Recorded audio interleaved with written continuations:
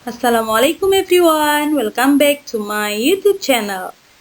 Oke, untuk video kali ini aku bakalan ngebahas tentang pronoun, atau dalam bahasa Indonesia disebut dengan kata ganti orang ataupun benda.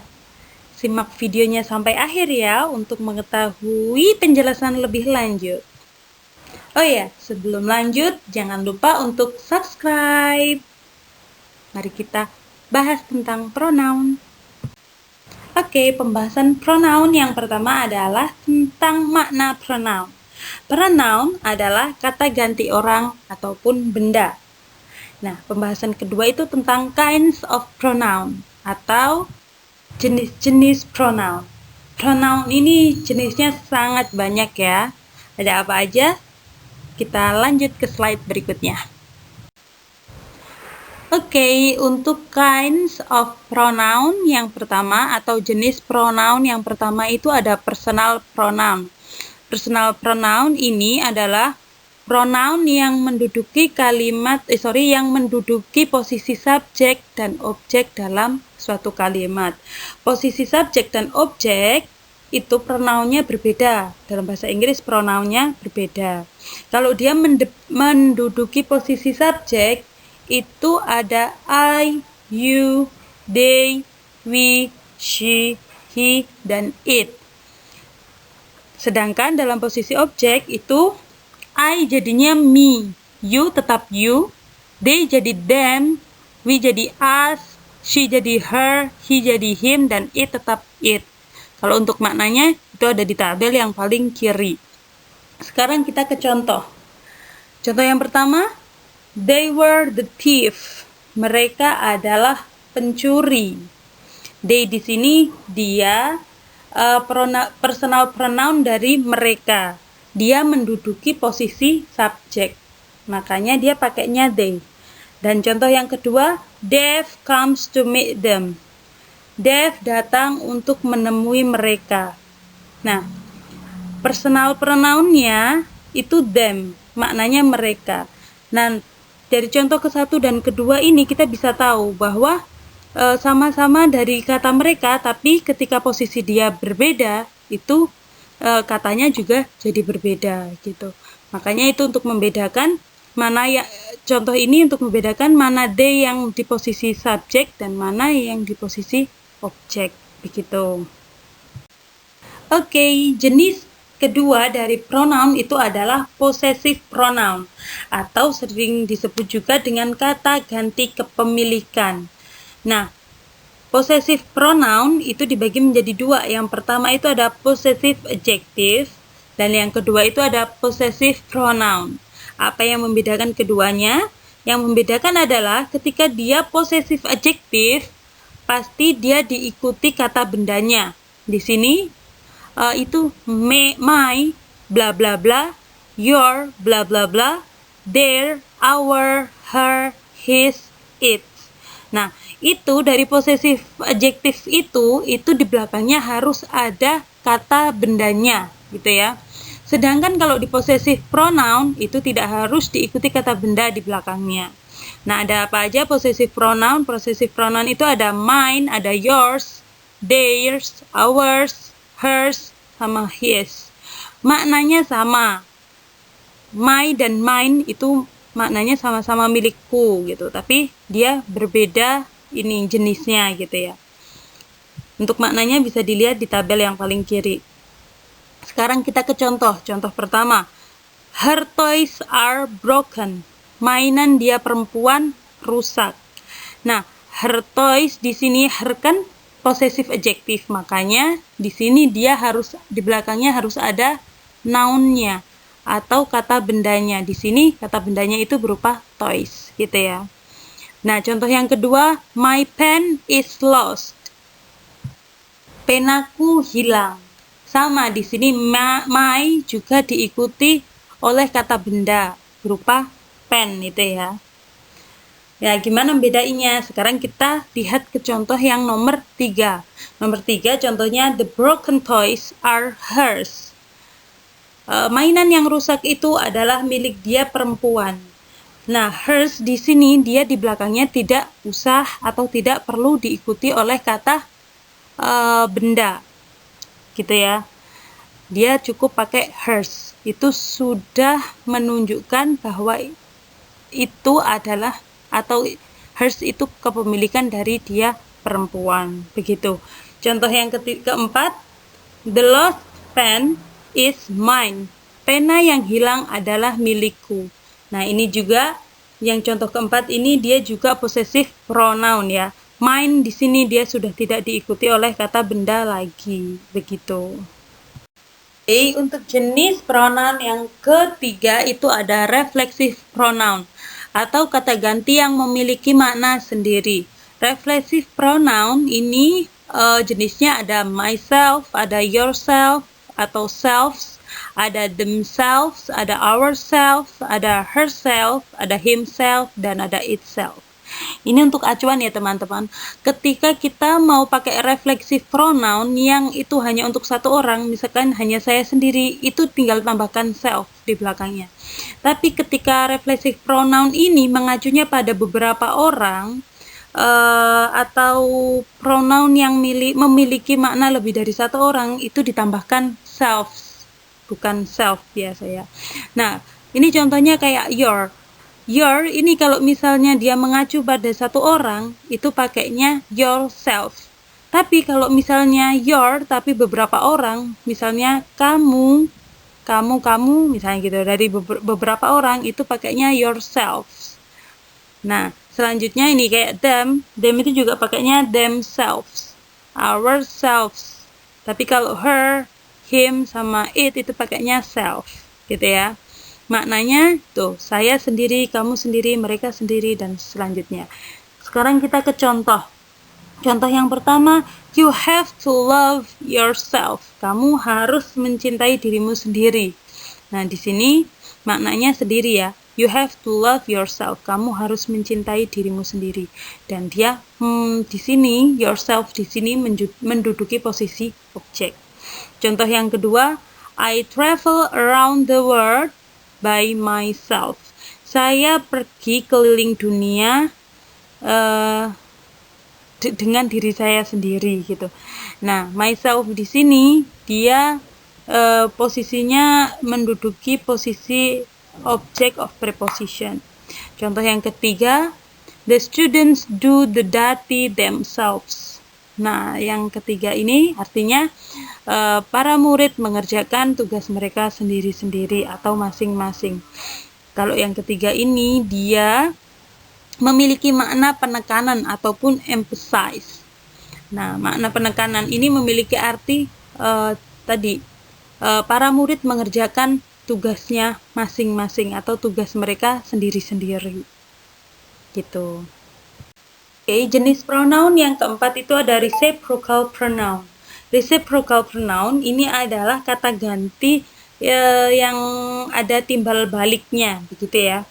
Di sini yang pertama itu ada each other dan yang kedua itu ada one another. Bedanya kalau each other ini hubungan timbal baliknya atau interaksinya itu antara dua orang. Sedangkan one another ini hubungan interaksi timbal balik lebih dari dua orang ataupun juga benda, gitu ya. Di sini contohnya yang pertama yang each other, she and her brother love each other. Dia perempuan dan kakaknya saling mencintai, gitu. Oke, dan yang kedua yang contoh dari one another yang hubungan interaksi lebih dari dua orang, ini contohnya the employees are helping one another. Para pekerja itu, para karyawan itu saling membantu satu dan yang lainnya. Begitu. Itu ya bedanya antara each other dan one another. Oke, jenis yang kelima itu ada demonstrative pronoun. Demonstrative pronoun ini adalah kata ganti tunjuk. Kata ganti tunjuk dalam bahasa Inggris itu ada 4. Ada this dan that, ada this dan those. Nah, this dan that itu adalah kata ganti tunjuk yang digunakan untuk makna tunggal. Jadi misalnya kita mau menunjuk sesuatu tunggal, kalau misalnya dia dekat, itu kita pakainya this. Tapi kalau misalnya tunggal tetapi dia jauh, kita pakainya that. That itu artinya itu, sedangkan this artinya ini. Nah, kalau yang kedua ini ada this dan those. Sama, this itu maknanya sama dengan this, ini. Kalau those itu sama dengan that, ya, itu. Dan those dan that ini jauh, posisinya jauh dari jangkauan kita. Makanya kita menunjuk dari jauh gitu. Contoh kalimat ya, yang pertama, this is my water. Ini adalah airku. Contoh yang kedua, I like that flower. Aku suka bunga itu. Itu maknanya jauh ya, maksudnya dia tidak bisa dijangkau oleh kita. Makanya kita pakai kata ganti itu gitu. Contoh yang ketiga, these storybooks make her happier. Buku-buku cerita ini akan membuat dia lebih bahagia. Buku-buku cerita ini akan membuat dia lebih bahagia. Itu maknanya. Contoh yang keempat itu ada those butterflies are flying. Kupu-kupu yang banyak itu sedang berterbangan. Itu bedanya antara this dan that dan this dan those, begitu ya. Baiklah, bagian keenam dari pronoun itu adalah indefinite pronoun. Indefinite pronoun adalah pronoun yang merujuk pada sesuatu benda maupun orang tetapi belum spesifik. Nah, di sini ada somebody, someone, something. Ada anybody, anyone, anything. Everybody, everyone, everything. Nobody, no one, dan terakhir ada nothing. Contohnya di sini yang pertama, someone is waiting for you. Seseorang tengah menunggumu saat ini. Someone di sini belum spesifik siapa ya. Masih hanya menyebutkan someone. Belum ada kejelasan siapa yang sedang menunggu, begitu. Nah, yang kedua, contoh kedua itu ada I will give everything for you. Aku akan memberikan apapun untukmu. Apapun juga kan tidak dijelaskan secara spesifik. Apapun itu apa sih bentuknya? Nah, itu belum dijelaskan secara spesifik. Makanya di sini everything juga masuk di indefinite pronoun. Dan yang terakhir, contoh yang terakhir itu ada nobody is perfect. Tak ada seorang pun yang sempurna. Nah, tak ada seorang pun yang sempurna ini kan juga mencakup keseluruhan. Maksudnya tidak spesifik satu orang, dua orang, ataupun 3 orang dan selanjutnya, begitu. Oke, baiklah. Untuk pronoun yang selanjutnya itu ada other, the other, atau the others, dan another.